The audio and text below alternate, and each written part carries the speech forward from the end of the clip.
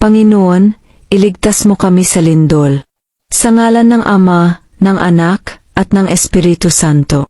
Amen. Panginoong Diyos na makapangyarihan sa lahat, lumikha ng langit, lupa, at buong sanlibutan. Lumalapit kami sa iyo na may kababaang loob at buong pagtitiwala.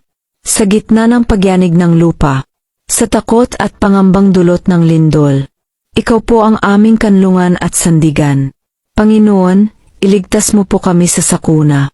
Pangalagaan mo ang aming mga tahanan, pamilya, at tamayanan. Itago mo po kami sa iyong mga pakpak, upang kami hindi mabagabag at mapahamak.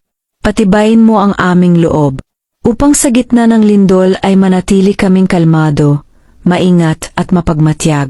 Gabayan mo ang mga tagapagligtas, mga bombero, pulis, medical team at volunteers, upang sila'y makakilos ng mabilis at ligtas. Panginoon, turuan mo rin kaming maging handa, at maging responsableng tagapag-ingat ng kapaligiran. Huwag mo pong hayaang ang takot ay mangibabaw. Bagkus, pagibayuhin mo ang aming pananampalataya sa iyo. Sa oras ng sakuna, ikaw ang aming sandigan. Sa oras ng panganib, ikaw ang aming kaligtasan. Sa iyo kami nagtitiwala, Panginoon ng buhay at pag-asa. Iligtas mo po kami sa lindol at sa anumang kapahamakan. At panatilihin mo kaming ligtas sa iyong pag-ibig. Ito po ang aming panalangin, sa ngalan ni Jesus. Amen.